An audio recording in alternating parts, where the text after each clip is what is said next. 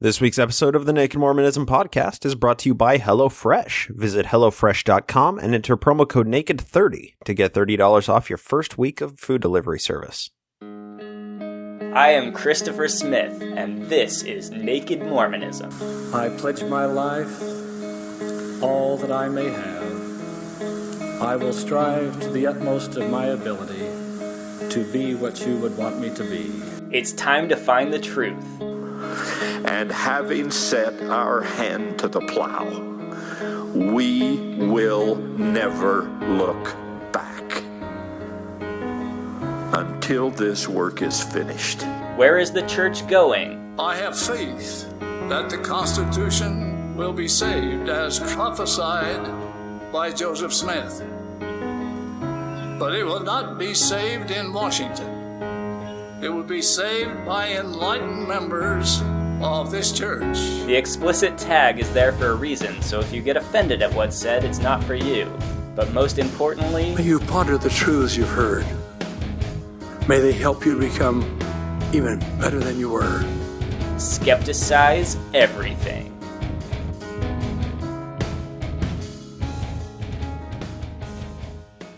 Welcome to episode 89 of the Naked Mormonism podcast, the serial Mormon history podcast. Today is Thursday, February 8th, 2018. My name is Bryce Blankenagel, and thank you for joining me. On this episode, we give Willard Richards his very own NaMo nickname and read his whitewashed history of Joe's arrest and court hearing in June of 1841. Joe had found some way to squirrel himself out from underneath every legal trouble with which he was accused since he'd started the religion 11 years prior to this, and his lawyers saw fit to stick with that trend. We discuss how the trial of the prophet was seen by local periodicals and the Warsaw Signal's reaction to the increasing political power wielded by Joe in the church. After that, we have on Gottfried to discuss Isaiah in the Book of Mormon from a nuanced perspective, and finish up with a very brief listener mail segment spurring a much-needed correction. Let's get into it.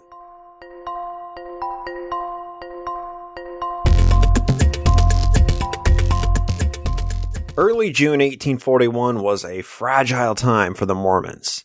In a tragic repeat of 1838, when Joe was arrested in Missouri prior to the Saints being removed from that state, Joe was once again in handcuffs after meeting with Governor Carlin in Quincy, Illinois. This arrest warrant put Joe in the custody of the state of Missouri, as there was an extradition clause couched in the order. It should be noted that the actual warrant was issued back in 1839 by Governor Lilburn Boggs in response to Joe escaping the custody of the Missouri constables, but Governor Carlin, for whatever reason, sat on this order for 2 years before acting. So why the renewed fervor in arresting Joe? What happened which caused Governor Carlin to finally send the constables after Joe when they'd been nothing but helpful for 2 years prior to this time? Well, something occurred in 1841 which reopened old wounds from the 1838 Mormon War in Missouri. The November 1838 grand jury trial was prosecuted based on reams of documents collected by a small fact-finding committee. They spent what little time they had in preparing hundreds of documents, and the grand jury trial decided to move forward with a regular jury trial based on the evidence collected. That's why Joe was sitting in Liberty Jail. When you open the folder in the Missouri State Online Records, the first document that you find is an extract from the Journal of the Joint Legislative Committee to investigate the late difficulties with the Mormons. And here's a quick extract from the preamble to that report. Quote, "We have thought it unwise and injudicious matter, the existing circumstances of this case, to predicate a report upon papers, documents, etc., purporting to be copies of the evidence taken before an examining court held in Richmond, Ray County, for the purpose of inquiring into the charges alleged against the people called Mormons, growing out of the late difficulty between the people and other citizens of the state. We consider the evidence taken in the examination there held in great degree ex parte, and not of the character in which should be desired for the basis of a fair and candid investigation. Moreover, the papers, documents, etc. have not been certified in such a manner as to satisfy the committee of their authenticity." End quote. Essentially, the fact-finding committee stated explicitly in this and multiple instances that the documents they had procured in their single week-long investigation were insufficient to conclude a legitimate trial, and that they had yet to even authenticate many of the documents that were collected. But these documents were used by Justice King to incarcerate Joe and friends into Liberty Jail until more investigation could be done and the state could prepare a full jury trial case against the prophet. But in no way should these documents have been made public before Joe stood trial. Joe and friends had escaped the state of Missouri, and 2 years later, somebody saw it fit to release these documents to the public. And they were met with outrage. Suddenly, everything the Mormons had done in Missouri for all of 1838 was public knowledge, and the newspapers went wild. Only problem with all of it is, just like today when, any massive dossier of information comes out, no one person was reading through all the documents and understanding everything in context.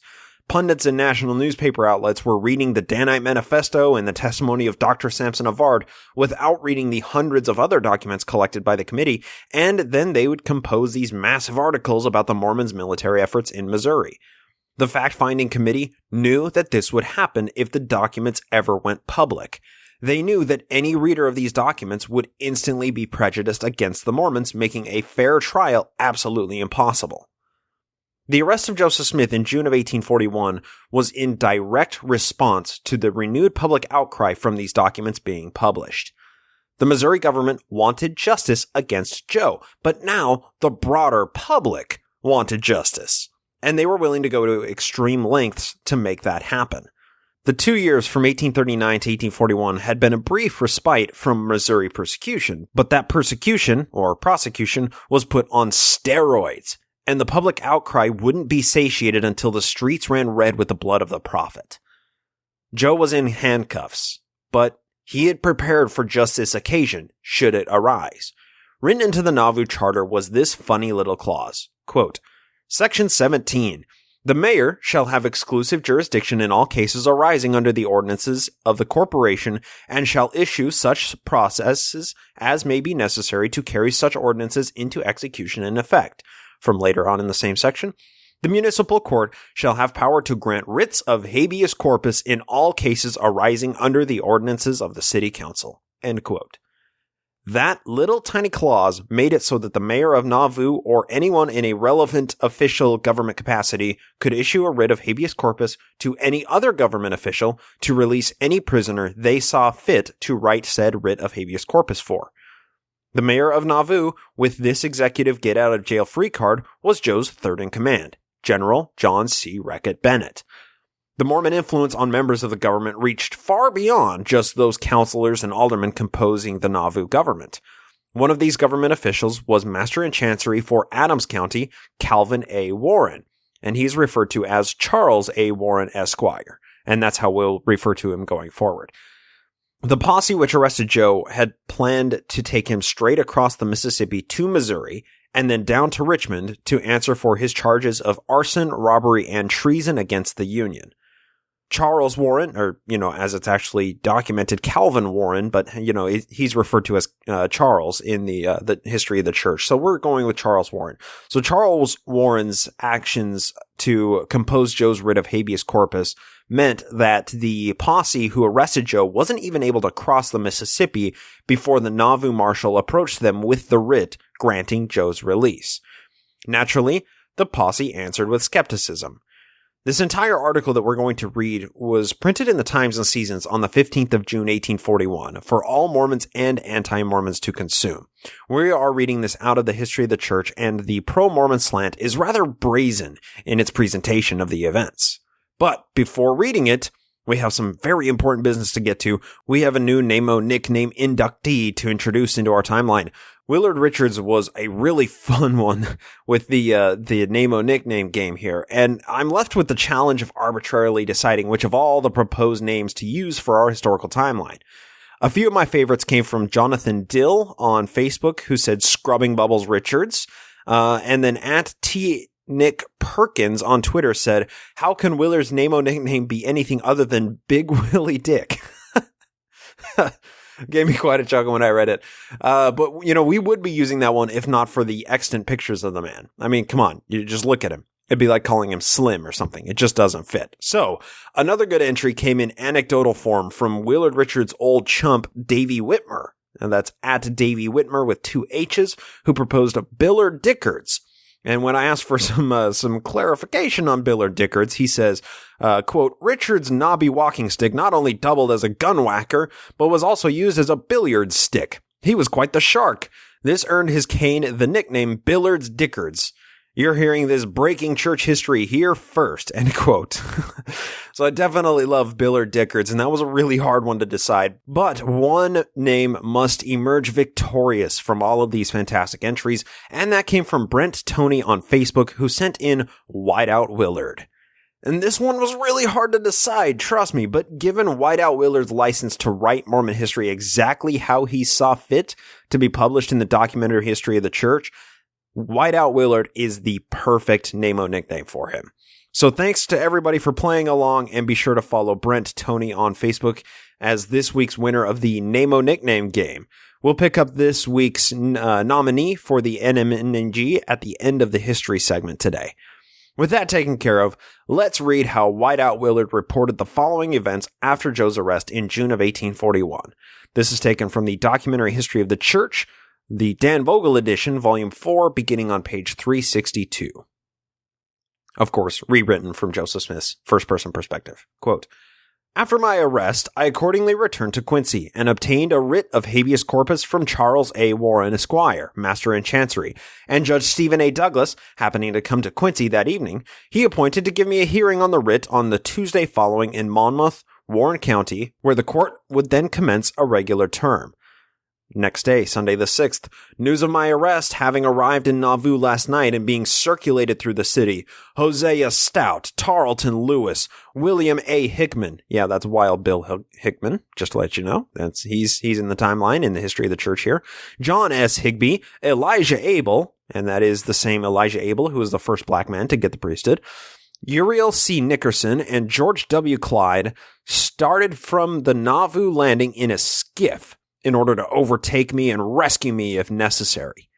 Just a quick side note, rescue him from a state militia posse who had arrested him? What would that look like? Continuing on. They had a heavy headwind, but arrived in Quincy at dusk, went up to Benjamin Jones's house, and found that I had gone to Nauvoo in charge of 2 officers. I returned to Nauvoo in charge of the officers. Sheriff King had been suddenly seized with sickness. I nursed and waited upon him in my own house so that he might be able to go to Monmouth, and notified several of my friends to get ready and accompany me the next morning. End quote.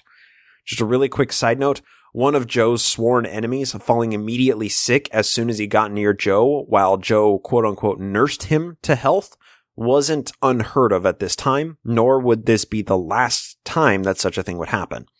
This brief stop in Nauvoo allowed Joe to amass his own posse of Nauvoo Legion bodyguards. Continuing on Monday the 7th, quote, I started very early for Monmouth, 75 miles distant, taking Mr. King along with me and attending him during his sickness. Accompanied by Charles C. Rich, Amasa Lyman, Shadrach Roundy, Reynolds Cahoon, Charles Hopkins, Alfred Randall, Elias Higby, Morris Phelps, John P. Green, Henry G. Sherwood, Joseph Younger, Darwin Chase, Ira Miles, Joel S. Miles, Lucian Woodworth, Vincent Knight, Robert B. Thompson, George Miller, and others. We traveled very late, camping about midnight in the road. End quote. Joe had his own posse. And once they arrived in Monmouth, the crowds gathered for a chance to witness the prophet and voice their ignorant rage about the Mormon war revelations that had recently been released. The Mormons had gone viral in Illinois and the surrounding states. They were a curiosity to some and demons from hell to others. The people wanted to witness Joe firsthand to see if he had horns like the rumors had claimed. Joe Kardashian had just arrived on horseback, and the people wanted selfies and autographs. Besides, think about this. What else are these people going to do on some random Tuesday morning after they'd finished reading the local newspapers about the Danites? I mean, sure, people went to their jobs, but maybe they could put off planting this year's crop for one more day because there's something interesting to see in town.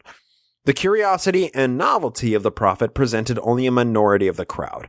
Most of it was comprised of people who didn't have the prophet's best interests in mind. The Mormons had national recognition by this point. Newspapers from New Orleans to New York were regularly publishing articles about the Mormons because the populace was interested, and articles about the Mormons sold like hotcakes. But for every person who was curious about the Mormons, 10 followed who thought they were religious fanatics led by the devil incarnate. Represented in the latter group were also all of the people who had been burned by the Mormons up to this point. The Saints were 10,000 strong at this point, and those people came from all over the Union and even from across the pond. There were a lot of people living in Illinois who had a loved one who had been led astray by the wretched Book of Mormon. There were people living in Illinois at this time who had lived in Missouri sometime in the last 6 years who had come to know what a Mormon kingdom looks like in their neighboring county. It's understandable that they would be a little bit cross with Joe and his friends. Then there were also the people who had been directly defrauded by Joe or some other Mormon by land speculation, bogus money, or investment into the Kirtland Safety Society anti-banking company. Others had been converted, read Eberhau's book, and learned the Book of Mormon was a fraud, and the entire religion, therefore, was a fraud, and then they actively sought to dismantle the church by convening in large mobs to surround the prophet anywhere he went. Maybe some ill luck could befall the prophet among a crowd of dozens or hundreds of people. Suffice it to say, there were people in the crowd who wanted Joe dead. This was no friendly mob. Joe spent the morning of Tuesday on the 8th of June getting breakfast at a local tavern in Monmouth. The hearing for Joe's writ of habeas corpus was slated for that day, but the state's attorney asked to postpone to the next day, quote, on account of his not being prepared, not having had sufficient notice of the trial, end quote.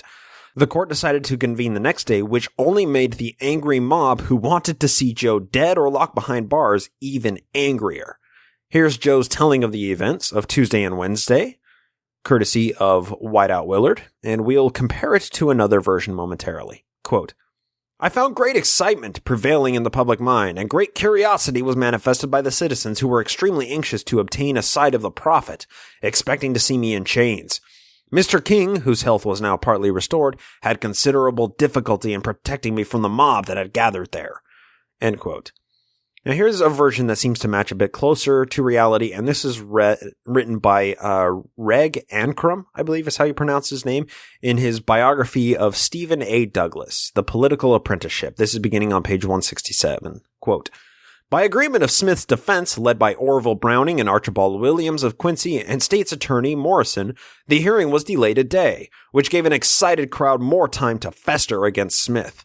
A rumor circulated that the evidence would not justify a conviction, and by the next day, a gallows had been erected in the courtyard and a mob pushed their way into the courthouse. End quote.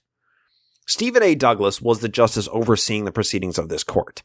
This was good news for Joe. Douglas had just graced the Mormons with a giant political favor by appointing Reckitt Bennett to the position of Master in Chancery. We talked about that last episode. And the Mormons, by and large, considered Stephen A. Douglas a friend. We can't move forward without mentioning how much Stephen Douglas was simply pandering to the Mormon voting bloc. Okay? He was an up-and-coming politician in Illinois. He was a lawyer. He'd served in the Illinois militia in the Black Hawk War of 1832, which could be better summarized as almost a completely one-sided slaughter. But since then, Douglas had been moving up the political ladder, running as a Democrat candidate, but losing a number of campaigns for various offices. He'd been recently appointed Associate Justice of the Illinois Supreme Court in 1841. At the same time, he was pandering to the Mormons to get their blessing in any upcoming elections in which he would decide to run. Somebody like Stephen Douglas on the rise in politics with the Mormon voting bloc behind him, Douglas would have been a total fool to try and cross Joe at this time. And the mob knew how tight Joe and Douglas were, which may help to explain why they erected the gallows in protest of the sham court about to be underway on Wednesday the 9th. The courthouse was flooded by a mob. In response, Stephen Douglas ordered the sheriff to clear the courtroom, but the one sheriff was overrun by dozens of angry people wanting justice to be served in the form of a vigilante lynch mob. That's what this is. This is Jacksonian Democratic lynch mob. This is mob rule. Douglas took this emergency opportunity to appoint a new sheriff, a large fellow Kentuckian friend of his who he knew could handle the job. This is from later in Douglas's biography by Ancrum. Quote, I appoint you sheriff of this court, Douglas bellowed. Select your own deputies and as many of them as you require. Clear out this courtroom. Of course, this is right in the middle of the chaos that is ensuing by the courtroom being flooded by this angry mob. It continues, the Kentuckian, said by observers to have thrown some men out of the courthouse windows, the courtroom was cleared in 20 minutes. Telling the story, Douglas biographer James Sheehan noted that Douglas had no authority to appoint another sheriff since the county's elected sheriff was present. But this was an emergency, Sheehan continues, and there was no time to debate the fine points about the constitutional limits of Douglas's power. By Douglas's quick action, Smith had been saved from the makeshift gallows. Smith was exceedingly grateful. End quote. With the courthouse finally cleared of this lynch mob who were trying to serve justice upon Joe's neck, the court could finally proceed with the hearing. Just to clarify before we pick things up in the history of the church, this hearing wasn't for Joe's crimes in Missouri. It was just a microcosm of his crimes. The actual purpose of this court was to hear whether or not the court would grant the writ of habeas corpus written by Charles Warren of Adams County, which would release Joe from the custody of the posse who was trying to take him down to Missouri to actually answer for his crimes. This hearing had an incredibly narrow scope, a fact which Joe and his lawyers used to their advantage. Continuing in the Dan Vogel History of the Church, Volume 4, this is on page 363. Quote, Mr. Morrison, on behalf of the people, wished for time to send to Springfield for the indictment, it not being found with the rest of the papers. This course would have delayed the proceedings, and, as it was not important to the issue, the attorneys for the defense admitted that there was an indictment, so that the investigation might proceed. End quote. This is a very important detail to begin the court proceeding with, okay? The lawyer for the state, Mr. Morrison, wanted a copy of the arrest warrant to enter into the court as evidence, but the warrant couldn't be found, and it was necessary to send a messenger to Springfield or to Quincy to obtain a copy of it. This would have held up the court for a couple of days. So, instead, both the prosecution and the defense decided to continue on without going to the trouble of getting an actual physical copy of the original indictment. This will come back to haunt the prosecution. Continuing on, quote, Mr. Warren, for the defense, then read the petition, which stated that I was unlawfully held in custody, and that the indictment in Missouri was obtained by fraud, bribery, and duress, all of which I was prepared to prove. End quote. Now, it's worth noting that Governor Carlin of Illinois was a signer to the warrant for Joe's arrest, but that warrant originally came from Governor Lilburn Boggs before he left office at the very end of late 1839. The arrest warrant had been simply sitting on Governor Carlin's desk for 2 years without ever being put into effect. Governor Carlin had met with Joe and other high-ranking Mormon officials multiple times, allowing ample time and opportunity for him to execute this warrant and place Joe, Rigdon, and other elites under the custody of the state of Illinois to be extradited to Missouri to answer for these high crimes. Governor Carlin never committed the Hancock or Adams County sheriffs to take Joe into custody until more than 2 years after the initial arrest warrant was issued. And this fact, this 2 years since the original warrant was written, became the primary argument for Joe's defense lawyers. But that actually gets lost in the retelling from what we and other historians can take away from just reading the history of the church.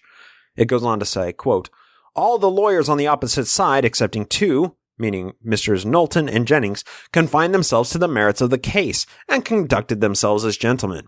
But it was plainly evident that the design of Messrs. Knowlton and Jennings was to excite the public mind still more on the subject and to inflame the passions of the people against me and my religion. End quote. I have to tell you, I've searched far and wide online to gain access to the actual court minutes from this hearing, but I can't seem to find them anywhere online. Now, it would be interesting to know the exact details of the arguments being thrown around the courthouse on this day, but all that we can really do with the available evidence, to me anyway, is infer based on the information that's provided. Now, I'm not saying that those court documents don't exist and aren't online. I'm merely saying that I spent many hours chasing Google rabbit holes and reading newspaper clippings to try and reconstruct the arguments made by the respective lawyers, but the search has come up dry. It's been entertaining, don't get me wrong, reading all of these articles about the court proceedings, but even though most of them were, reprints from the Quincy Whig and the Warsaw Signal, but I still haven't been able to reconstruct the actual court minutes. From what I've gathered, even though it fell outside of the scope of this particular court hearing on the merits of the arrest warrant, it seems as if both sides were actually bickering about the merits of the November 1838 grand jury trial, which convicted Joe and sidekick Abiff Hiram Smith and Hinchpin Rigdon to Liberty Jail. They were using this as an opportunity to really duke it out, in a lawyerly sense, in the courthouse on whether or not Mormons should actually be convicted for doing what they did in Missouri. And the defense seems to have made an argument that Missouri acted outside the scope of law and they persecuted the Mormons on a religious basis. But the prosecution seemed to make the argument that the Missouri grand jury trial was merely to ascertain if there was enough evidence to proceed with a jury trial, and that religious persecution had nothing to do with the case. Neither of these arguments had any place in this particular hearing, as the only subject which should have been discussed is whether or not the state of Illinois would hold to the arrest warrant issued 2 years ago by Governor Lilburn Boggs and extradite Joe to Missouri, or if they would grant the writ of habeas corpus and release the prisoner. However, just like every terrible court movie ever, each side did their level best to sway the court through emotive arguments that the Mormons had either been wrongfully persecuted or that Joe was a criminal, a demon deserving of a proper trial judged by a jury of his peers. A confounding variable among the two sides arguing the merits of the Mormons' case in Missouri or the merits of the writ of the habeas corpus was the political posturing going on. Remember, Judge Stephen Douglas, who was overseeing this, was friendly to the Mormons and served as this presiding judge, but the lawyers had to worry about their careers in the state hinging upon the outcome of this trial. Let's just play with hypotheticals here. If the arrest warrant is upheld by the court, Joe gets taken to Missouri and probably hanged for treason. All the pandering the various lawyers and politicians have done for the Mormons suddenly becomes a liability to them once the Mormons are kicked out of Illinois, essentially. If Joe goes free, on the other hand, the lawyers who opposed him no longer have any career in Illinois politics while the Mormons remain voters in the state of Illinois because they were such a massive voting bloc. It wasn't just the fate of the Mormons and Joe riding on this decision. The Mormons were plutonium, and everybody who had ever touched them had a lot riding on the outcome of this seemingly simple court hearing for, just an arrest warrant. This idea of looking forward and trying to preserve the careers of the lawyers and Judge Stephen Douglas is manifest very well in this quote from the History of the Church. Quote, "Some had even been told that if they engaged on the side of the defense of the Mormons, they need never look to the citizens of that county for any political favors. But they were not to be overawed by the popular clamor, or to be deterred from an act of public duty by any insinuations or threats whatever, and stated that, if they had not before determined to discharge their duty. The counsel for the defense spoke well, without exception, and strongly urged the legality of the court examining testimony to prove that the whole proceedings on the part of Missouri were base and illegal, and that the indictment was obtained through fraud, bribery, and corruption." End quote. So really, a number of lawyers and public officials had a lot riding on this case. And according to the History of the Church, unfortunately for the state of Missouri and all those opposed to Joe and the Mormons, the prosecution attorney was in bad shape for this hearing, which played into the Mormons' favor. Once again, this is according to the History of the Church. This was the whiteout Willard version of the history that we're seeing here. Quote, "A young lawyer from Missouri volunteered to plead against me. He tried his utmost to convict me, but he was so high with liquor and chewed so much tobacco that he often called for cold water. Before he had spoken many minutes, he turned sick, requested to be excused by the court, and went out of the courthouse puking all the way down the stairs." This is their prosecution attorney. This is the best that Missouri has, apparently. As the Illinois call the Missouri people pukes, this circumstance caused considerable amusement to the members of the bar. During his plea, his language was so outrageous that the judge was twice under the necessity of ordering him to be silent. So that was the prosecution's lawyer apparently was so sick, high with liquor and tobacco, that he ran out of the courtroom puking. Mr. O.H. Browning then commenced his pleas. Now, that's Orville Browning. That is the defense lawyer for Joseph Smith. And in a short time, the puking lawyer returned and requested the privilege of finishing his plea, which was allowed. Okay, so now this lawyer from Missouri who came back after sickness, he makes his case. And now the defense turns up the emotive rhetoric to unbearable levels. Quote, "Afterwards, Mr. Browning resumed his pleadings, which were powerful. And when he gave a recitation of what he himself had seen at Quincy and on the banks of the Mississippi River when the Saints were exterminated from Missouri, where he tracked the persecuted women and children by their bloody footmarks in the snow, they were so affected that the spectators were often dissolved into tears. Judge Douglas himself and most of the officers wept, for they were under the necessity of keeping the spectators company." End quote. So thus, day one of the hearing was terminated, which was all it took to convince Judge Stephen Douglas that it was proper to side with the Mormons. Browning was a brilliant lawyer, apparently.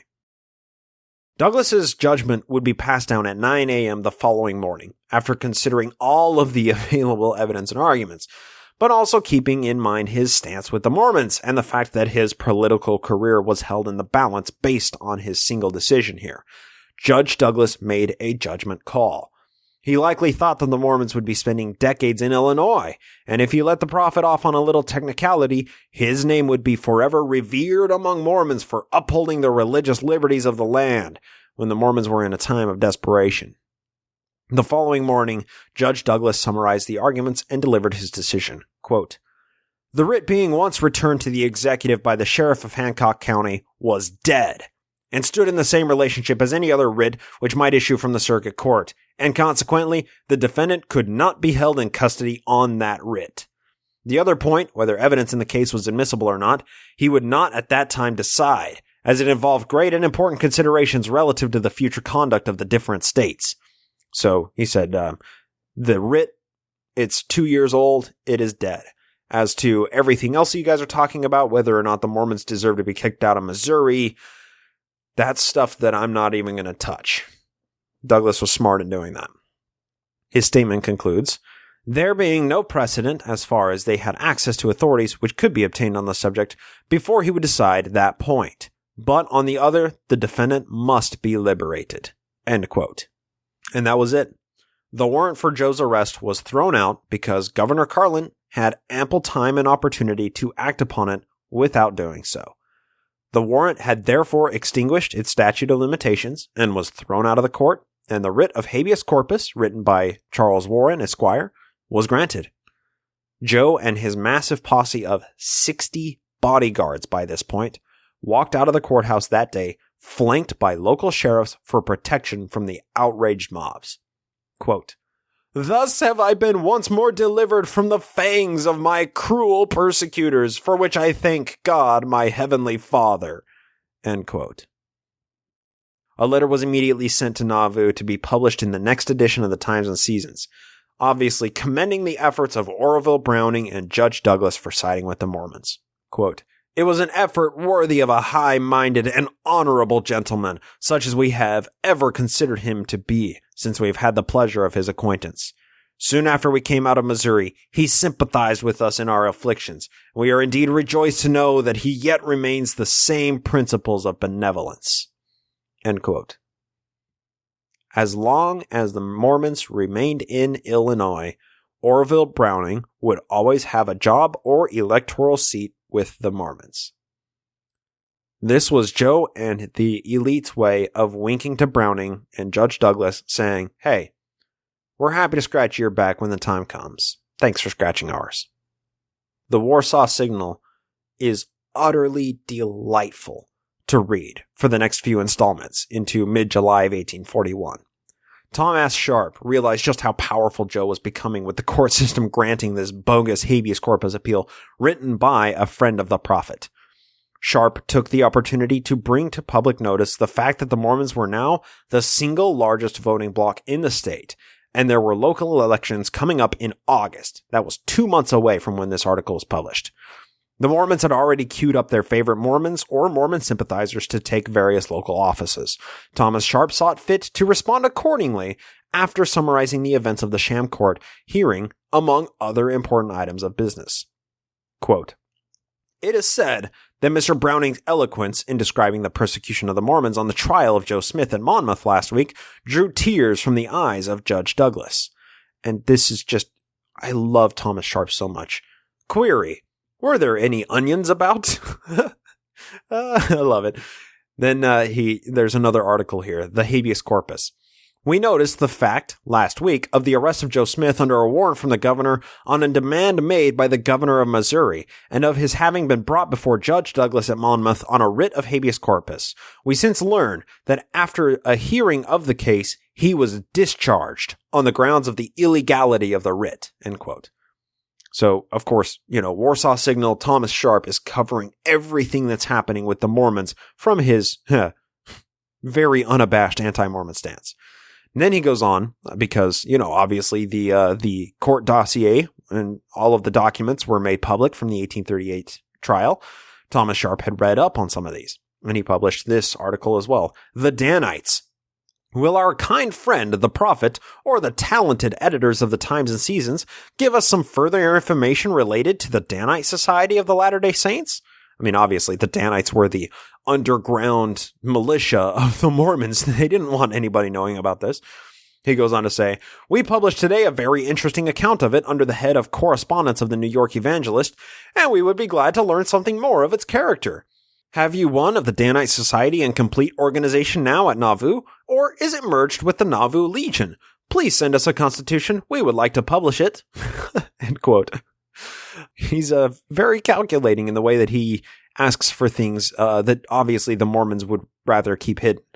And then he goes on to talk about the politics. And this is what I was alluding to earlier when he talks about just how much political influence the Mormons were having. Quote, according to a request contained in the proceedings above alluded to, the county commissioner's clerk has politely forwarded us the number of delegates which each precinct is entitled, which is as follows.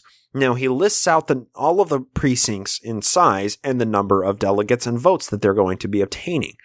And I'll read a couple of them. We have Augusta, who has 8 delegates and 81 votes. We have Green Plains as 12 delegates, 117 votes. Now, Warsaw, this is the Warsaw Signal, where Thomas Sharp was living, has 20 delegates, and they're getting 197 votes. So that seems like, Warsaw is actually fairly, populated at this time. It had a population of about 2,500 people. Nauvoo, however, as it is titled here, Commerce instead of Nauvoo, they are allotted 41 delegates. That's more than double the number of delegates, and 409 votes, more than double the votes of Warsaw. Obviously, it would be understandable that Thomas Sharp and anyone opposed to the Mormons weren't so pleased, because now the Mormons have more votes and political power than every other precinct in the area. That's terrifying for somebody who doesn't like the Mormons. So he goes on to summarize, we now ask our fellow citizens to take an interest in this matter. Will each precinct hold a meeting and appoint the number of delegates designated in the above list, good men and true who will act and act understandingly? We wish to see whether Hancock County has the spirit to resist the religious and military despotism which is attempted to be fastened upon her. Nauvoo is in Hancock County, by the way. We wish to know whether Joe Smith is to be the dispenser of honor and office among us, as he is among his deluded followers. End quote. I absolutely love Thomas Coke Sharp. He kept an eager eye on the Mormons through his outlet of the Warsaw Signal. We introduced him a few episodes ago, but I've only been using the name that he was endowed with by Joe's younger brother, Crazy Willie Smith, when he started up the WASP. It's coming up soon. Thomas Sharp couldn't let any action the Mormons took go unanswered, and he spearheaded the anti-Mormon movement in Illinois. Now, next week or the following week, we'll get into Thomas Sharp starting the actual anti-Mormon political party to combat those delegate and vote numbers the Mormons held, as reported in that previous article. But for now, we need to endow Thomas Coke Sharp with a proper NaMo nickname. Yeah, NaMo nicknames, they're not reserved just for Mormons. Sometimes, when you have an arch nemesis, he needs a nickname as well. Sharp's name does him a service, as he was pointed and calculating in his periodicals against the Mormons. We could call him Tack Man, because he's sharp as a tack. Tack Man! Yeah. That was terrible. He was also known for his smackdowns of the Mormons and his scathing commentary, and one great journalist was known for his hitch slaps, so maybe Thomas can be known for bringing the ass smack down, when it was called for, of course. Thomas Sharp, the ass smackdown, like the hitch slap. Wow, that's pretty bad too. Here's another great article. This is from Thomas Sharp clarifying the political position of the Warsaw Signal. Quote, "Our position, again. We have several times been asked whether we profess to represent the Whig Party in the controversy in which we have engaged relative to the Mormon ascendancy in this county." Now he lists out a bunch of what it means to be a member of the Whig Party. "If the Whig Party is meant certain individuals calling themselves leaders who make party their god and sacrifice everything at her shrine, or if is meant those kind-hearted and sympathetic gentlemen whose feelings are so deeply touched at the idea of persecution as our poor action of self-defense is perversely teamed, or if the Whig is meant that class of high-minded politicians whose highest glory is to fawn upon and flatter Joe Smith, and who are ready to toss coppers for the honor of escorting him from place to place. Or if Whig is meant that class of persons who yet think the Mormons may be some political utility in future elections. We answer that we do not profess to represent any of these. On the contrary, we profess to represent in this controversy those high-minded and independent citizens of Hancock who dare to think and fear not to speak their thoughts. We profess to represent those of both political parties who are not shackled by self-interest and who have the manliness to stand up for their rights in opposition to the dictates of a political and military church. We profess to represent that class of our fellow citizens who would save the country and state from the disgrace of being ruled by an ignorant and unprincipled aspirant for power, from the degradation of submitting to religious despotism in a land of freedom and laws. We profess to represent those, too, who are not willing to wait until they are trodden underfoot before they make resistance." End quote. Sharp was a straight shooter when it came to politics, not siding with any party, but examining each subject as he saw it through the eyes of what was fair and right. You could call him the sharpshooter. Yeah. Thomas Coke Sharpshooter. All right, what do you guys think we should call Thomas Coke Sharp? Vote or propose your nomination with hashtag NaMo Nickname on Twitter or Facebook at Naked Mormonism, or you can email it in to nakedmormonism@gmail.com, and once again, I will arbitrarily select my favorite. I know you guys are far more clever than yours truly, so I'll leave Thomas Coke Sharp in your hands.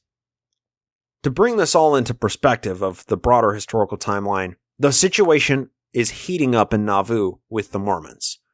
For every new convert, another dozen people learned about the delusion of Mormonism, and they wanted to read everything the newspapers were saying about these religious fanatics.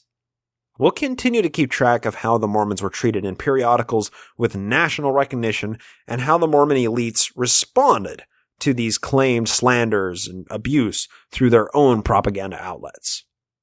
Joe escaped the clutches of the Missouri government through a small technicality, and this wasn't the first or last time it would happen in his life. One historian claimed that Joseph was arrested or brought to trial 42 times in his life, but never actually convicted of anything during that time. A rap sheet like that sure doesn't seem to ring of a good, honest, godlike man. Joe really begins to come in focus as a conman and a crime lord as we progress closer to his ultimate demise a mere 3 years ahead of where our timeline currently resides. Stay tuned, everybody.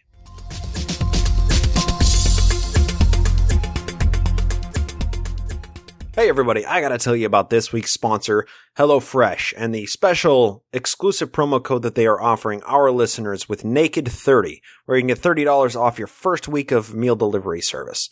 HelloFresh is a meal kit delivery service. They shop for you, they plan for you, they deliver for you all of your favorite step-by-step recipes in pre-measured ingredients, so all you do is open the box, cook, eat, and enjoy. It's extremely convenient. All you have to do is log in, choose your delivery day for when it works best for your busy schedule. They have a wide range of selection and flexibility. They offer a variety of chef-curated recipes that change weekly. They offer 3 plans to choose from. They have the classic, the veggie, and the family. And I, of course, go with the classic for myself.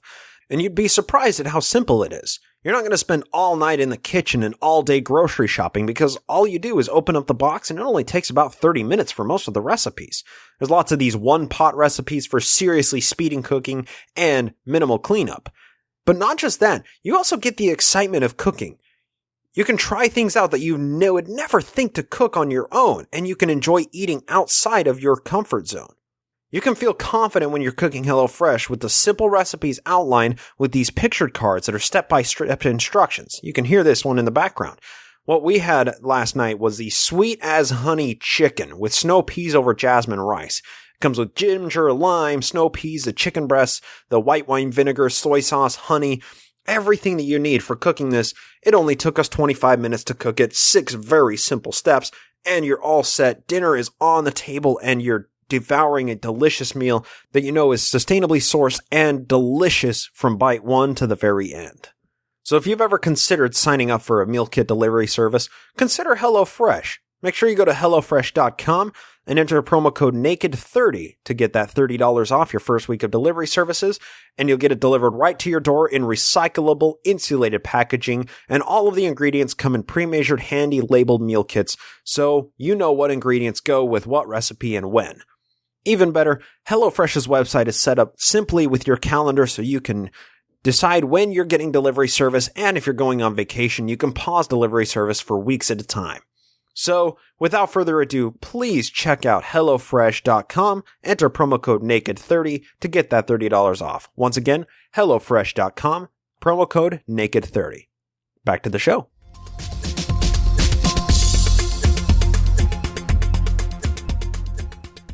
We're about to get into a very interesting conversation about the Book of Mormon. Before we do, I just need to let you guys know that patrons of the show at patreon.com/nakedmormonism get access to another segment of this interview, which just about doubles the amount of time that we had Jeff on. It's incredible. He and I talked Sidney Rigdon and the Spalding Theory to great extent, and it was a really fun conversation. So if you want access to that, go pledge $1 an episode and you'll get the extended edition of this episode and all episodes ad-free. And this week you'll also see our monthly NaMo Home Evening with featured guest Mormon historian Joe Geisner, who informed us on some finer points of Joe's early history and told us a bit about Nauvoo history that we're setting our sights on in the coming months of the show as we progress through the Nauvoo years. There's lots of exclusive content every week, a fun community of people commenting or joining for the live hangouts on the first Monday of each month, and all around good times to be had on the Patreon feed. So if you aren't signed up, please consider doing so. And without further ado, here's my interview with Jeff about Isaiah in the Book of Mormon. On a recent episode of My Book of Mormon podcast, Marie and I were a little bit flippant when we came to some Isaiah verses that were included in the Doctrine and Covenants. Well, somebody in the comments section of the My Book of Mormon podcast website kind of got on our case a little bit. He goes by the screen name Gottfried the Hirsuit, and I'm sure that I butchered that name, but he is joined with us today because he's going to tell us a bit about Isaiah, because he happens to have done a fair amount of research on it, and this is a world first. We are actually unveiling Gottfried. This is Jeff. Jeff, thanks so much for joining us today. Oh, no problem, Bryce. Glad to be here. Well, I'm really excited that you're joining us because you and I had a conversation before today, and my mind was continually exploded by this conversation because you're just incredibly knowledgeable when it comes to Isaiah. And your comments in the My Book of Mormon podcast, and, you know, listeners, you can chase the show notes to find the right episode that I'm talking about here. You took us to task a little bit because you said that Isaiah was written for the time and place that it was written, and people who are using it as prophecies for Jesus and, like Joseph Smith, who leveraged it in the Book of Mormon and the Doctrine and Covenants, are kind of misusing it, but it takes a lot of knowledge to understand Isaiah, and you happen to have some of that knowledge. So I really want to talk to you today about Isaiah, but before doing that, I'm hoping that you can give us a little bit of introduction. How did you come to know so much about Isaiah? And, were you born and raised in the church? Tell us a little bit about yourself, Jeff. Well, I was actually a convert at age 10, so that's almost born and raised, but not quite. But I did definitely spend the majority of my life in the church, and my family moved to Utah. And so I grew up in that environment. And at the time when Ezra Taft Benson was prophet and Book of Mormon was, being touted as the most important thing, the keystone of the entire church. And so it was repeatedly told to us to, study the Book of Mormon, and if you want to understand the Book of Mormon, you got to study Isaiah. Great are the words of Isaiah. Nephi loves Isaiah. Jesus commands us in 3rd Nephi to read Isaiah. So I took them at their word, and I made it a goal for myself to learn about Isaiah, because I figured, my salvation depended on it. So I I spent the time and the money and the effort to read everything I could, on Isaiah that like general authorities had read, but I also got books by, academic scholars, and I got a gigantic Oxford Study Bible and the just as giant commentary that went with it, and I put in the time, and over a number of years and discussions, I felt like I got a handle on what was going on there. Interesting. So I want to ask you then, obviously you have a wildly different understanding of Isaiah than most people who just read the Book of Mormon and take it at face value.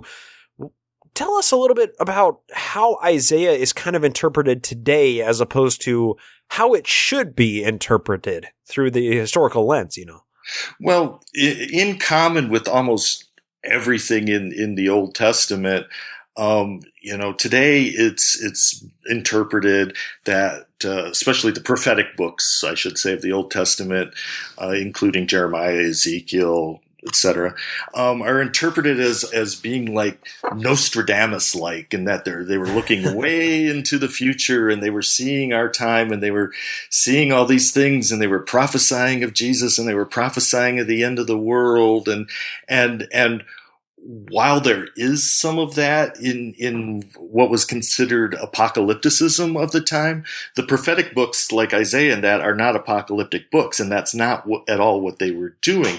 They were much, much more involved in current events and local politics and telling.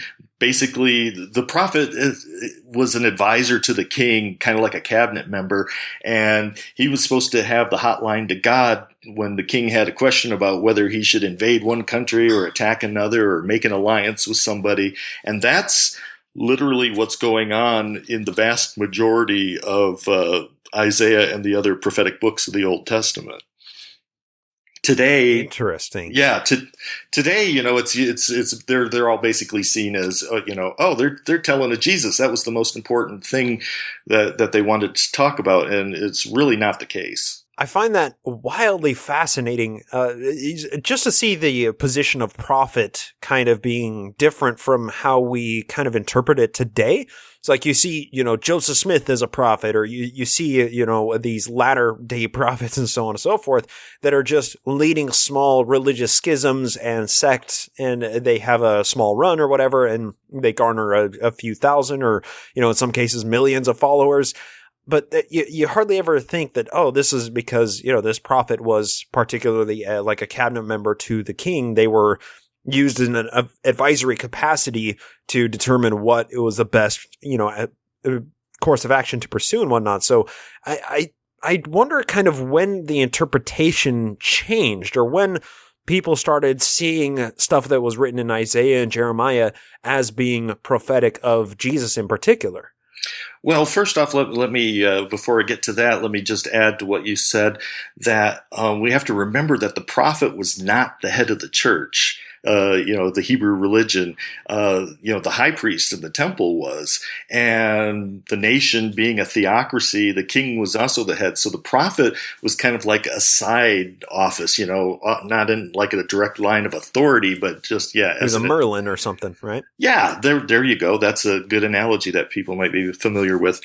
But in terms of when did it start becoming interpreted relative to Jesus as foretelling of Jesus, that basically comes about when the New Testament, when the Gospels are being written, and especially Matthew.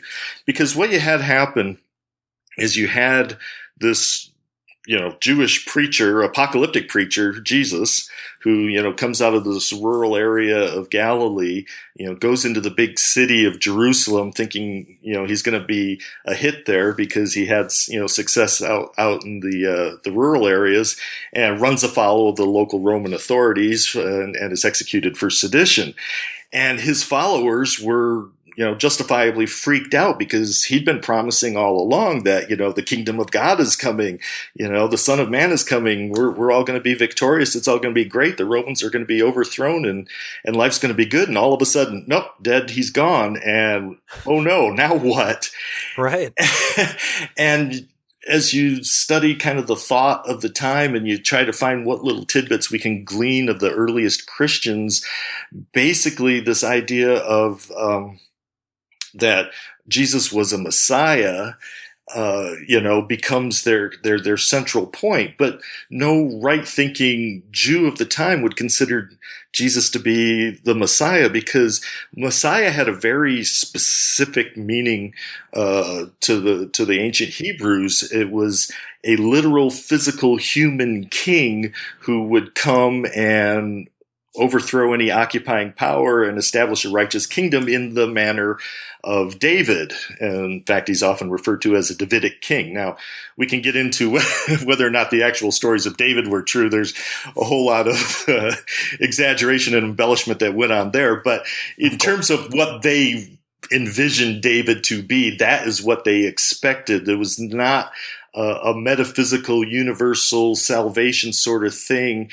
And in fact, the term Messiah is simply the word anointed, which literally they anointed the king with oil on the head. That's really all it meant. But the thing of it is that the Jewish Messiah could not have been somebody who was crucified and humiliated, in the way that Jesus was. That was just totally verboten. He's supposed to be this great, grand, conqueror coming in. And so to try to convince people that Jesus was the Messiah, the earliest Christians started going down this line of thought that, he was resurrected and that makes him the Messiah. And so he'll come back as the Messiah. He wasn't going to be the Messiah right now, but in the future. And, we can prove that he was the Messiah because if you go back to Isaiah and you go back to Jeremiah and you go back to Daniel and you go back to all the Psalms, there's all these things that say Jesus. And Matthew especially really hits that hard. If you read Matthew, by itself and, put out, we have, let me just take a little side note here. We have this habit of conflating the gospels into one big meta story, like we do with the nativity, the census and the going to Egypt and the slaughter of the infants and the no room at the inn and, all these various things, they're not all one story. They're different stories related by different people with different details. And so if you read Matthew in isolation and kind of forget what you know from the other gospels, and you'll just see that that's the crux of Matthew, is to try to prove to Jews that Jesus was a Messiah when by all rights and means he shouldn't have been. Given your definition here, it almost sounds like Muhammad would be a better, Messiah than Jesus was, because, Muhammad was actually a warlord, right? Yeah, except for the problem, he wasn't Jewish, so that disqualifies. Yeah, okay, that's fair. But no, you're right in a sense. He actually established a political kingdom that was successful. So by that early Middle Eastern definition, but obviously from a Jewish standpoint, no. Not happening. Okay, so I want to get to some foundation of why we're talking about this, because it's the Book of Mormon. There are 478 verses in the Book of Mormon that quote Isaiah. That's a fairly significant chunk, and I'm kind of curious about getting some of the foundation here, because people often talk about the fact that some of Isaiah was written at a time that was after Lehi and his family came over, so there's no way they had access to the books. Can you kind of walk us through that argument, that line of counter-apologetics, and also kind of why do you think that there is Isaiah included in the Book of Mormon? Okay, academic researchers have a theory they call the Deutero-Isaiah theory, which basically states, based on internal evidence, linguistic evidence, historical references, that the entire book of Isaiah was not written by a single author at one point in time, but that the first 39 chapters were written in the 8th century BC, but that by one author, and that the last chapters from 40 through 66 were written by one or two different authors at a time as late as post-Babylonian exile, which would put it like in the 5th century BC. So those are clearly anti-Mormon Bible scholars, right? Oh yeah, they spend all their time worrying about Mormonism. No. So within that theory, you basically, we could break it up into two different books because they have different tones, where the first book is all, like I said, this earlier stuff about the politics and the alliances, and the infighting between the different states in the Middle East at the time.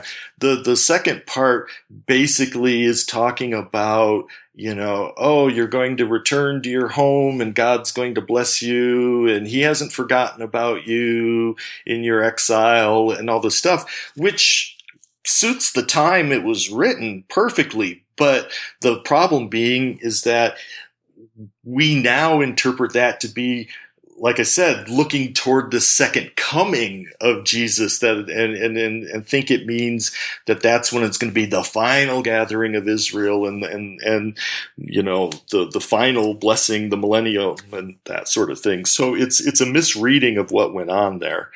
And please refresh me of the second question. Well, I guess it ties in perfectly because this is the way that Christians have interpreted Isaiah. You're getting at the point that it's all wrong. The way that the Christians tout Isaiah as being this prophetic revelation, prophesying of Jesus Christ, it's all wrong. It was written in a much smaller scope. And I guess the follow-up would be, why do you think that some of Isaiah was chosen to be included in the Book of Mormon? Oh, yes. Well, obviously, at the time the Book of Mormon was being written, there was a lot of hubbub about were the Native Americans Jews? And if they were, what does this mean? Does this mean that the gathering at the end of the world is coming, before the second coming? That was a big impetus, and I'm sure we'll get to that a little bit more. That was basically Ethan Smith's thesis in view of the Hebrews. And so, but I think the Book of Mormon has a slightly different focus in that it's really interesting to me that the term Christian as we use it now was not in use in the 18th and early 19th centuries as such, that, there were denominations, Presbyterians, Congregationalists, Episcopalians, Methodists, what have you, but the term Christian was not in use as an overarching category like we use it today. And so the idea of having a church based on Christ as opposed to based on the teachings of John Wesley or Jonathan Edwards or the traditions of the Church of England or, Calvin or, who have you. That was the thing. It was kind of an early fundamentalism in a way, in that we don't want to have a religion based on the philosophy of a human. We want to have a philosophy based on scriptures and Jesus and nothing else. And so as the Book of Mormon is being written, you can see that is in there, very strongly, that we don't want to ascribe to being these ites or those ites or any kind of ites or any kind of ism. I'm trying to remember the exact quote. But yeah, it comes out very strongly against different denominations and really hits on, if it's Jesus's church, it's got to have Jesus's name. And so drawing on Matthew and that interpretation that the Old Testament foretells of Jesus, and especially Isaiah. Isaiah is a favorite. Isaiah is quoted more in the New Testament than any other of the Old Testament books. And wow.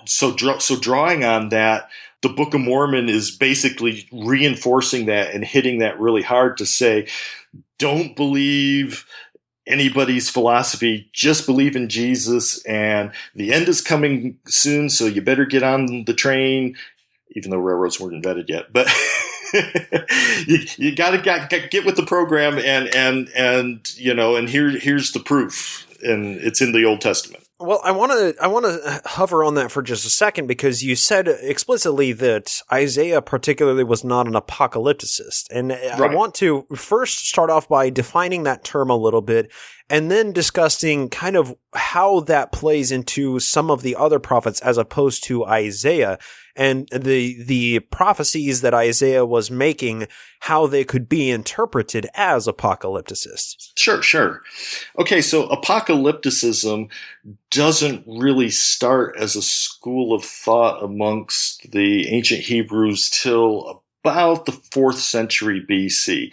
And it really stems out of their being occupied and being put in exile and being beaten down, when they had been promised by Isaiah, for one, and the other Old Testament prophets, that if they were just righteous enough and obedient enough, that God would protect them and preserve their nation. And so they did the purges. They tore down anybody's worship who wasn't their idols and their altars and anything that wasn't officially sanctioned, and did all the things, and yet the Babylonians still came in and took them out.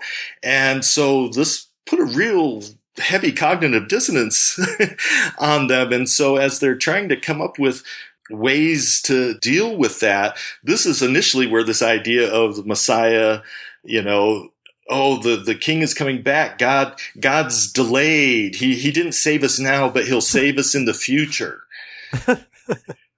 Right? He's still running a little bit late, isn't he? Yeah, still waiting.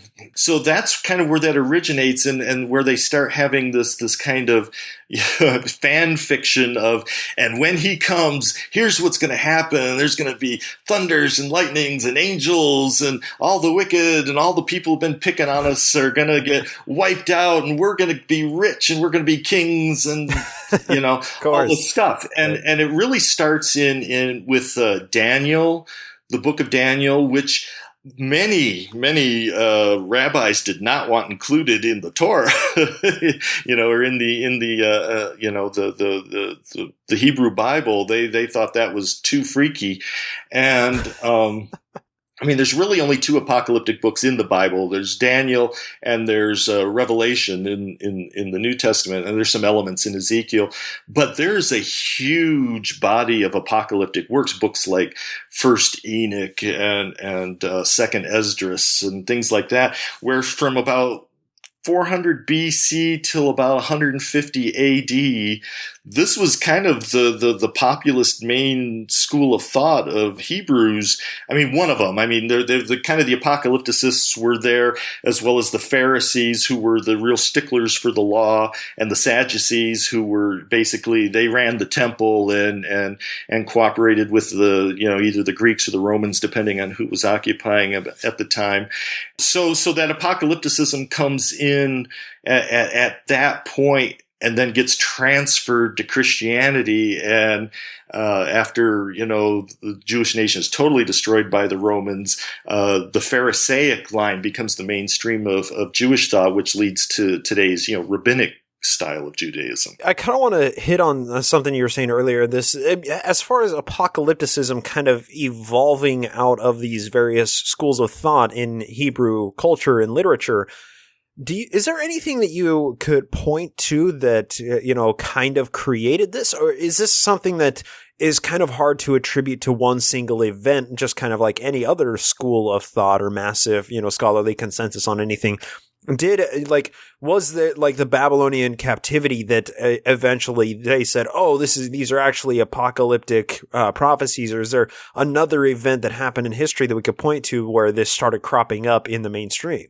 Well, I would say you're absolutely correct there. The Babylonian captivity is like the major event. When the Assyrians took the northern kingdom away in, I forget which year, 712 20 something BC, but the southern kingdom was still sitting there saying, well, we were more righteous, and they kind of retrofitted most of the Old Testament history. If you notice that all the kings of the northern kingdom were just bad, wicked guys. And the guys in the southern kingdom, they were all great, like Hezekiah and Josiah and whatnot.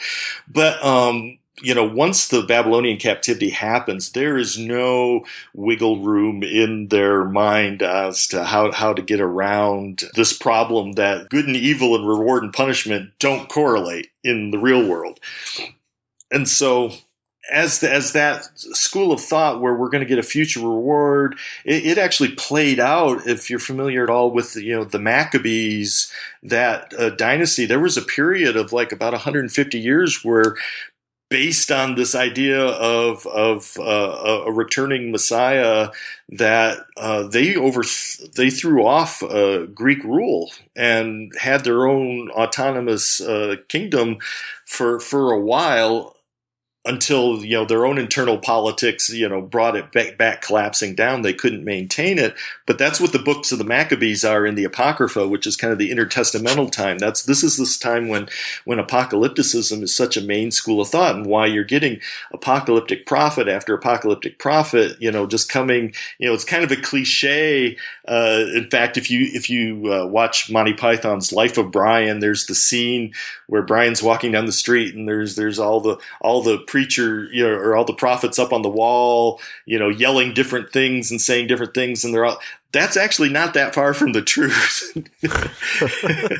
That's based more in reality than most people suspect. And wow. And Jesus just being one of them. But if you read in Josephus, History of the Jews, Antiquities of the Jews, there were a number of prophets that came out in this time, both before and after. And in fact, the last apocalyptic prophet was a person by the name of Simon Bar Kokhba, who in the 130 AD era started a rebellion that very nearly succeeded against the Romans, and tens of thousands of people took up arms. He had a much bigger following than Jesus ever did, and very nearly threw off Roman rule, but was ultimately crushed. And that was kind of the last gasp of apocalypticism amongst the Jews. But by this time, the Christians had picked up that ball and started running with it. So I have to ask, why Jesus? It seems like Jesus was kind of a carbon copy of a number of, these Jewish rabbis and these anointed people, supposedly, that the Jews were hoping would come and, overthrow the Roman government and stuff. Why exactly did it hit with Jesus? Why did his story stick? And why did all of these old prophecies get ascribed to him as opposed to, like any of these other possible apocalyptic, savior types? Boy, if I could answer that one, I'd be a wealthy man. that is the $64,000 question. Basically, my personal opinion, and that's all this is here at this point, is just that the fact that he was killed so radically and suddenly was a jolt to the system. It's kind of like, a Jim Morrison dying, or if you're younger than me, Kurt Cobain. He'll always be a legend, and he'll always be that age. And Jim Morrison, there are better poets out there than Jim Morrison, but there are very few who are more famous. That's kind of my view of it, is that the events of his death were atypical enough and shocking enough that it did set him apart in the memories of his followers, and basically made it so they had a little more. They didn't just switch to the next prophet that came down the road, like people do. We still see them do. I'm just gonna say it's Joseph and Hiram Smith versus the Wesley brothers, right? Yeah. And just the perfect amount of persecution, and you sprinkle in a couple of martyrdoms, and hey, suddenly you have a world religion. My point exactly. That's it's one of those weird things of human nature and history that sometimes, dying is the best thing someone can do to preserve their memory. So I want to. We've spent a lot of time in old school times. We got to jump this into the 19th century. Okay, you hit on something earlier. Is the View of the Hebrews, Ethan Smith's book, and obviously there are incredible amount of similarities between the central thesis of the Native Americans being descended from the Israelites and the lost tribes. There are these massive swaths of quotes from straight lifted from Isaiah. There are a number of things of similar tones that the Book of Mormon and the View of the Hebrews kind of strike that show there may have been some level of plagiarism there. We got to talk about this, and why do you think that Isaiah was chosen to be included in some books? Not like the Book of Mormon, but like Ethan Smith's book. Fellow apocalypticists who were waiting for the millennium to come, thinking that Jesus was going to come and reign and that the Native Americans would be saved. Can we talk a little bit about that as well? Absolutely. I mean, I'm not as well versed in View of the Hebrews as I am in some other things, but from my point of view, basically the View of the Hebrews and the Book of Mormon, they're like kind of a Venn diagram with two circles overlapping, and their central points are kind of outside the overlap, whereas the Book of Mormon is kind of wants to point at Jesus, proving Jesus. Ethan Smith seems to be aimed more at, hey, look, here's these Native Americans, they're Jews, that shows that the end of the world is coming, and so get ready for the second coming, and that's kind of where it overlaps with the Mormon view in this apocalyptic sense. But Ethan focuses way more on the apocalyptic aspects, whereas the Book of Mormon focuses much more on Jesus himself. Jeff, you said something in our previous conversation that utterly blew my mind. You said that the lost tribes of Israel aren't actually lost. We know where they are, but they were lost to the people who wrote about the lost tribes. Can you walk us through that a little bit? That's going to throw us back into the 4th century BC again. But I'm kind of curious about that as well. We'll see. You want to go back to my strong suit? Yeah. So that's that. You stated that exactly. It's just like we refer to them as the lost tribes, but they were only lost to the people left behind in Judah and Judea, Palestine. The Assyrians knew where they took them. It was Assyrian policy in the empire to relocate conquered peoples to other parts of the empire.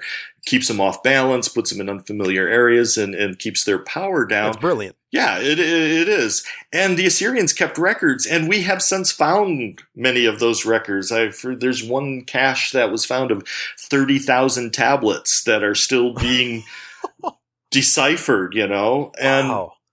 So basically, the people from the Northern Kingdom who were captured and exiled were taken. It's an area we now know is basically kind of the Afghan, Uzbekistan, Kyrgyzstan border area up there in Central Asia. Interesting. Yeah, and it was known to the people there. It just wasn't known to the people left behind, and so all they know is that they were taken away to the north, and that's the last we ever saw of them. So when they come back, they're going to come back from the north. That's how the prophecies read.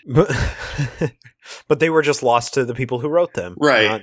Not to actual history, right? And then those verses get interpreted later, like in the 19th century, both by Mormons and Protestants in general who were concerned about this thing, that, the lost 10 tribes are coming back from the north. So there started being these stories that they were up in the Arctic ice because they're hidden because no one had been to the North Pole yet. We didn't know it was up there. So maybe that's where God has them hidden, because we've explored pretty much everywhere else. Right. We just haven't gotten to the poles. So there's this hidden green valley surrounded by ice up there that miraculously is where the 10 tribes, and that explains the verse in Isaiah where it says the mountains will flow down at their presence, and a highway will be thrown up from the deep, and they will come bringing their, their I forget the whole quote, their records and everything with them, sort of thing. And they're going to come marching back down and for this great reunion, and the New Jerusalem will come down from heaven. And it's all going to happen in Missouri, by the way. But that's okay. Let's hit on that for a second. why, out of everything that's included in the Old Testament, why Isaiah? Why not the Psalms? Why not Ezekiel? Why not Jeremiah? Why not any of these other prophetic books? Why did, the author of the Book of Mormon, why did Ethan Smith, why did so many of these Bible scholars and people who were writing about the lost peoples and whatnot, why focus on Isaiah? What was so special about Isaiah? Well, I think it's just that, in the intervening, we'll say 1800 years since, the Gospels were written to, the 18th century, that there were prophecies taken out of context in Psalms and Jeremiah and other books that were used, but for some reason Isaiah's style of language and I think the fact that the themes, especially of second Isaiah, Deutero-Isaiah, the part that was written later after the Babylonian captivity, reflect this idea of a gathering and the people coming together and things that had been a tradition already for over 1,000 years at least. And so I think it was just what people knew already by the 19th century, and they it's the greatest hits list. There's something to be said about having, 60 some odd chapters of incredibly cryptic and vague and odd language and that can be widely interpreted. You can kind of fit anything you want into that language, right? Because obviously the way that the author of the Book of Mormon was interpreting the story of, grafting the branches onto these trees and whatnot, that was differently interpreted than how it was originally written. But, when you have something that's so cryptic, you can kind of write whatever meaning you want into it. Yeah, right? And especially when you've lost the knowledge of what the original circumstances and context was. And so as we humans tend to do, we try to make it fit our present situation, especially if it's a sacred book that's supposed to have, contemporary relevance. And, and the Book of Mormon goes out of its way to say, liken the scriptures unto yourselves, sort of thing. And so they were literally doing that. They're not saying, oh, this only applied in, the 8th century BC. I don't need to worry about it much. It's like, no, this applies to me now, and I got to figure out what all this stuff is. And so we cram the square pegs into the round holes and go, oh, look, and then base our religion and our actions upon that. I find this whole thing wildly fascinating. And I was able to find this article that was written back in, I believe it was 1984 on BYU, and it said that there are 478 verses in the Book of Mormon that quote from Isaiah. And what this scholar did, let me find the actual article here, and I'll link this in the show notes for those of you who would like to dive deeper into this. But it was written by John A. Tvednis. I'm mispronouncing that, right. I know for a fact. But he starts out with this opening paragraph of the 478 verses in the Book of Mormon quoted from Isaiah. 201 agree with the King James reading, while 207 show variations. Some 58 are paraphrased, and 11 others are variants and or paraphrases. It is to the variants that we will give our attention here. So basically, what he did in this study is he took the text that he could find of original Isaiah verses, and he tried to go back to the most original text he could. He pulled from the Hebrew Masoretic text, the Hebrew scrolls found at Qumran, the Aramaic Targumim, I guess, the Peshitta, the Septuagint, and the Greek translation, the Old Latin, and the Vulgate. And he took all of those and compared those Isaiah verses to the original 1830 publication of the Book of Mormon and to the 1984 version of the Book of Mormon that he was working with. And out of all of this, he found, this is a summary paragraph of the comparative study. He said, of the 234 variants rated, 59 of them agree more with the Book of Mormon, 126 are neither for the Book of Mormon or for the King James Version Bible, and 49 of them count towards the Bible as being the most correct interpretation. That is, there are more favoring the Book of Mormon than the King James Version, while most favor neither. So he was trying to take, this is obviously, published out of BYU Religious Studies. This is somebody who was taking the Book of Mormon as being genuine, legitimate literature from the claimed time frame that it was supposedly written in. And he was trying to compare the Isaiah revelations and Isaiah text that was included in there to the original. And he was able to tease out the information and the study to show that there are more verses in the Book of Mormon that comport to the original texts than there are in the King James Version of the Bible that comport with the original Isaiah texts. Now, I would just kind of ask you, do you think that's just kind of happen chance that whatever version Joseph, the author of the Book of Mormon, was copying out of, that they were able to happen upon these variants that comport closer to the original version? Or do you think that it was that they had access to some texts that we don't have access to? What do you kind of make of that information there, Jeff? Well, I haven't read that article, so it's a little hard for me to comment specifically. The first thing that hits me is I question what's his definition of agree more or less. I mean, that's pretty squiffy when you're in the realm of trying to do analytics. So that's the first thing is what's the definition of an agreement in favor of the Book of Mormon, but even more so than that, it's interesting. I was just listening to there's a great podcast series if you haven't listened to it called History in the Bible, and it's a very thorough approach to the Bible, but from a historical standpoint, as opposed to a religious believing standpoint. And I just happened to listen to an episode on the origins of the Septuagint and the Masoretic text. And the thing of it is that the Masoretic text itself only dates from around the year 1000. It's not that, we kind of think it's like this perfect version, and it can be shown that there's actually already interpolations and things in that. So first off, arguing, what's the original version of Isaiah, there may not ever have been an original version. There were probably multiple manuscripts circulating at the same time, most of which, many of which may not have agreed with each other. So the whole argument's a bit specious. But I think on the overall, just from, what you just told me, my thoughts on it would be that really linguistically, if you're looking at the King James Version, the syntax and the vocabulary and the things are, a 16th century vocabulary. And Joseph in the Book of Mormon is in the 19th century.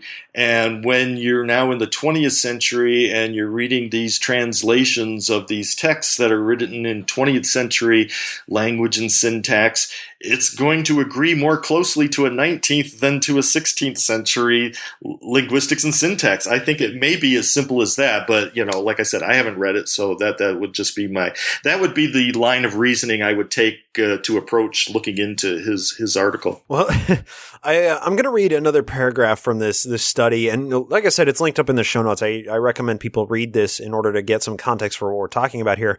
But it sounds like he kind of gave tie to the runner in this case. This is quoting from the summary of his methodology here. He says, "To be frank, I did not expect to find the volume of support for the Book of Mormon version of Isaiah that I did, in fact, discover." So he was surprised at how much he found here. He says, "I knew enough about ancient manuscripts to realize that there were oftentimes several different versions, no two of which agreed completely with one another," which, Jeff, that's exactly what you were saying. You know, there could be multiple texts or multiple manuscripts circulating that don't, exactly match up.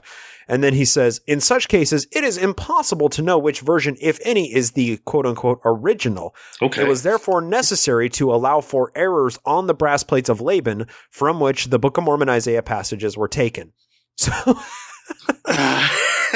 well, but see, right then, now we're back to the whole Deutero-Isaiah problem, in that those passages wouldn't have been on the brass plates of Laban, assuming that story is all factual, and yet our understanding of the text as it comes down to us today is accurate. So one, yeah, I think you're definitely tied to the runner, and it's just like, well, it's like, is the line in or is the line out? Tennis versus volleyball. If you decide that's what I mean. Your definition of what's in shifts. If he shifts it the other way, then it's in favor of the King James version. So it's really inconclusive, and like I said, the assumption about the brass plates and that is just kind of hilarious, because you can't use internal evidence in the Book of Mormon to prove the Book of Mormon. Research doesn't work that way. I mean, I've done master's and doctoral level historical research, and that wouldn't get past the first reading to my supervisor. That would just be ludicrous. I'd be laughed out of the office if I came with that argument. And just the simple way that he is classifying this, with this tie goes to the runner kind of methodology, it just reeks of, a text scholarly version of p-hacking. It's just, this doesn't sound like it's something that would pass muster anywhere other than BYU. Yeah. So I find it wonderful to read these kinds of articles and find them only from BYU. Well, it's in the finest tradition of Hugh Nibley. I'll just leave it at that. Yeah, and this guy came out in 1984, so I mean, he was hot out of when Nibley had so much of an impact on BYU studies. So sure, absolutely, I agree. And it makes me sad, because I grew up, I read everything Nibley wrote. I loved Nibley until I myself learned how to do historical research, and I went, what the heck were you doing all that time? Oh, well. Wow. Obviously, Jeff, there's way more that we could talk about when it comes to Isaiah, and obviously your breadth of knowledge when it comes to ancient Bible scholarship and particularly Palestine and the Hebrew historical traditions and whatnot are widely more copious than just this little tiny snapshot of 19th century American history that we're examining in this show. By and large, I wish that I could properly utilize your knowledge in this, but unfortunately, a lot of your knowledge seems to tap out a little bit beyond the scope of what we talk about in this show. You can always start the Naked Christianity podcast, I suppose. Yeah. Oh, yes. I'm looking for it. I need to see that up. I want to listen to that. I am all on board. But I mean, obviously, you're a fellow history junkie. You've done a lot of historical studies. Is there anything else that you kind of like to throw into the mix here? Anything to summarize what we talked about? Anything you want to kind of add on? I'll just throw it over to you. Oh boy, I hadn't prepared for that. Basically, I just want to reiterate, what I said in my comment on my Book of Mormon, is that context is everything, and that you can't understand not just a verse. It's like reading one verse, cherry picking a verse, and not reading the verse before and after that to see how it fits, but then read a chapter and not know what went on in the chapter before and after, or read an entire book and not know where that book's place is in history. And like I said, once you know that, in Isaiah's day, that, the southern kingdom of Judah was wedged between Egypt and Assyria, and there were these other little states in the area, the northern kingdom of Israel, or called Ephraim quite often, and then there was another state of Syria without an A, which or called Aram or Damascus, as well as some others in there, and they were constantly shifting alliances back and forth between one and the other, and there was this superpower struggle between Assyria and Egypt, and Isaiah's, stand was, don't make alliances. That was basically his point of view. And the king's like, should I ally with the Egyptians? No, don't ally with the Egyptians. Well, should I ally with Ephraim in Syria and revolt against the Assyrians? No, don't do it. Well, and then what should I do? Just trust God. God will save you. It'll be a miracle. That's pretty much the book of Isaiah, or at least, proto-Isaiah, the first 39 chapters. That's pretty much what's going on there. That, and constantly going, oh, woe to Edom, you guys suck, and oh, woe to Aram, you guys suck too. You're all worthless. We don't like any of you. We're the good guys, and God's on our side. And But once you know all that and stop trying to apply it to a 19th century context or a 1st century AD context or a 21st century context and read it in an 8th century BC context, it's not hard to understand, once you get past a little bit of, King James grammar and stuff. Of course.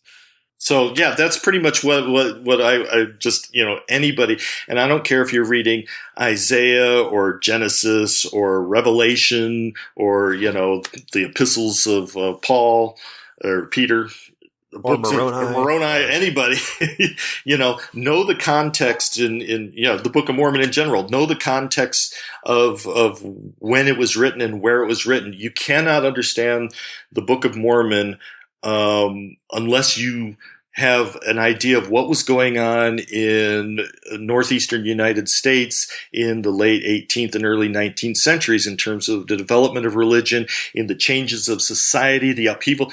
This is going off into the weeds, but, the building of the Erie Canal fundamentally altered the social structure of New York State, upstate New York, and caused a lot of upheaval and disruption. And Absolutely. In the wake of that, there was this growth of religion to fill in the place. And so if you don't know that, you don't know why it was important to, have this new religion and these new scriptures, this idea that religion has to be based on a scriptural background. This new literalism only comes about in the wake of the Enlightenment. And like I said, this is a whole nother episode to talk about there. But so know your context. There we go. That's my word of wisdom there.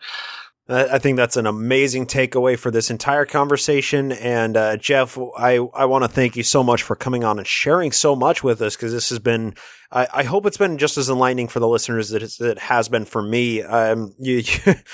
You're blowing my mind, man. This has been a lot of fun. I really appreciate coming on. And more than that, I appreciate your constant commenting and correspondence on the My Book of Mormon comments section. That's always fun to read your comments. And, we have to read them on oftentimes the next episode or the following episode, because you add a lot to the conversation over there. So I appreciate so much your dedication to offering that ever important historical context to what we're reading. So thank you for that. And thank you so much for coming on today. Oh, you're welcome. I'm, always happy to share information with people who want to learn.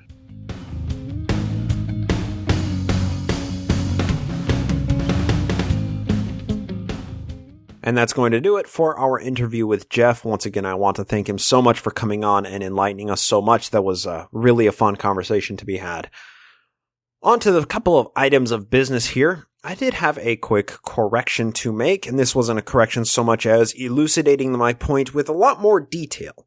So this need for clarification, this question, I guess I could say, came in the form of Twitter from Spooky Mulder 13. And they said on Twitter, I couldn't find a source for the Hiram Smith having the spelling changed from Hiram, Hiram, to current spelling anywhere. Maybe I misunderstood what Bryce was saying in the podcast. Help. So let me quickly clarify what happened. I heard something, I mindlessly parroted it without substantiating the claim. And unfortunately, I wasn't wrong. It's just requiring a fair amount of clarification, because as with everything in Mormon history, the subject is much deeper. You can peel it back, and there's a lot of things underlying what actually happened. So Hiram Smith, that's who we're talking about. This is Joseph's next oldest brother. Alvin Smith was the actual eldest. Hiram Smith he did join the Masons in 1825-ish, 26, around that time in New York. And the spelling of his name is really kind of hard to nail down, to be honest, because there aren't really any extant documents that have Hiram's name or him spelling his own name prior to 1830. So in the first document that we have available to, the Joseph Smith papers of Hiram spelling Hyrum, that is the signature of the 8 witnesses, and that is Hyrum. But granted, the signatures, that was a copied text. That was not the original that was actually signed by the various 8 and 3 witnesses. That was a later copy either by Oliver Cowdery or by Hiram Smith himself. Now, the Hiram spelling of Hiram that I was claiming that he was spelling it previous to, I was unfortunately basing that on what other people were spelling it as. You read through the journals of William McClellan, which Hiram was the person who converted and baptized William McClellan in 1831. He spells everything without a doubt. He spells Hiram Smith's name every time Hiram. You look at Willard Chase's accounts talking about Hiram Smith. He spells it Hiram. So the spelling of Hiram being the Masonic spelling as opposed to Hyrum, unfortunately, that was what other people spelled his name as, and I don't have any way of verifying how Hiram Smith himself spelled his name, whether it was Hiram or Hyrum. Now, like I said, the first document that I was able to find that has his actual name and signature on it, that's the document of the 8 witness testimony, and that is with the Hyrum. So, all of that said, what I actually said in the podcast was essentially wrong, because I said, if I'm not mistaken, I said that he changed the spelling of his name. What actually happened was people more often than not spelled his name Hiram, but Hiram Smith, most of his writings, if not all of his writings actually that bear his signature, are spelled Hyrum. So, need for a clarification. I don't know if Hiram Smith himself actually shifted on how he spelt his name, but there is that disparity in how other people spelt his name versus how he spelt his name. Very small distinction, but that is, the Hiram. That is indeed the Masonic spelling of the name Hiram. And it's how Hiram, Ohio, where Joseph Smith lived when he first moved out to Ohio. That's how Hiram, Ohio is spelled, the Masonic spelling. So, that out of the way, I hope that clarifies things up to the listeners and to Spooky Mulder 13. I hope that was a clarification you were seeking. With that out of the way, just a couple of quick announcements here. There is a new subreddit known as the Mormon Doctrine subreddit, and one of the Reddit users, Pedantic God, got in touch with me and asked if I'd be interested in doing an AMA on Mormon Doctrine subreddit. Now, an AMA is an Ask Me Anything, for those of you not familiar with the Reddit terminology. So we've decided to do that. We're going to, on February 17th, post a sticky post at the top of the Mormon Doctrine subreddit, and maybe cross-post it to Ex-Mormon and maybe to LDS. There are a couple of subreddits that might be, interested in Mormon history, and I'm going to do my first ever AMA. I'm not sure what to do or what to expect. I'm not sure how many questions we'll get in, but if you want to chime in, just pop onto Reddit on February 17th. That's a Saturday. We're going to post up the thread in the morning and take questions all day, basically. And in the evening, that's when I'm going to be really sitting down and pilfering through as many questions as I can and trying to link articles and substantiate everything that people are asking. I don't know what to expect. I'm just looking forward to it. And another announcement after that, February 18th, the following day, Sunday, Seattle atheists are hosting their Darwin Day on the University of Washington campus, and George Julirat has actually invited me to do a presentation there about Darwin. Now, long time listeners of this show will remember way back in the early episodes, I did an episode called Darwin versus Joseph Smith. And it was just comparing and contrasting Darwin, Charles Darwin and Joseph Smith, side by side and looking at some kind of similar tendencies. So I'm going to revive that and put it into an actual slideshow presentation. And that's probably going to be broadcasted onto the Seattle Atheist podcast feed. There will be details coming up on that in 2 weeks, and I'll give you guys an update of where to find that presentation should you want to listen to it. So those are just a couple of quick announcements. On February 17th, we have the AMA on Reddit, and February 18th, doing this presentation at Darwin Day. With that, let's thank our newest patron. Looks like we have Curtis, who just pledged to support the show. Thank you so much for doing that, Curtis. Hope you enjoy the access to all of the extra content. Now, essentially, it is pretty much 2 shows that I do per week. I know a lot of podcasters out there go, they do their one main show and then they release 2 or 3 more podcasts.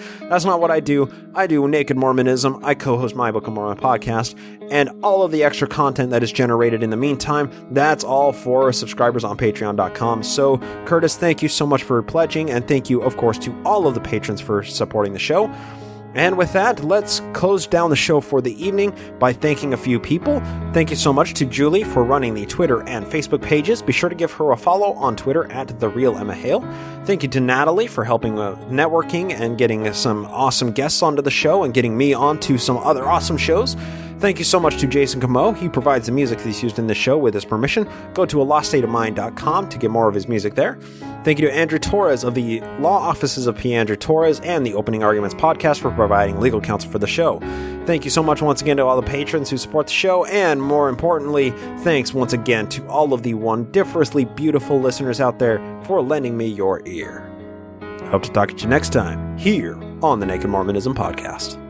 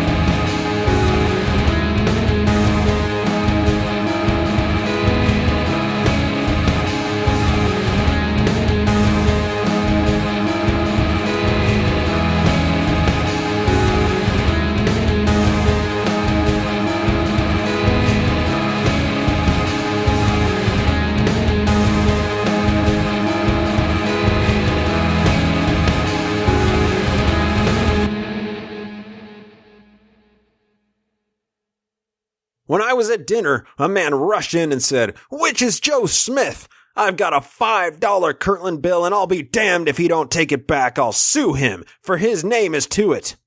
I replied, "I am the man," took the bill, and paid him the specie, which he took very reluctantly, being anxious to kick up a fuss. Kick up a fuss. I love that. Somebody wanting to kill him. That's what Joe calls it. Anxious to kick up a fuss. Oh, it's beautiful. The preceding podcast is a production of Ground Gnomes LLC, copyright 2018, all rights reserved.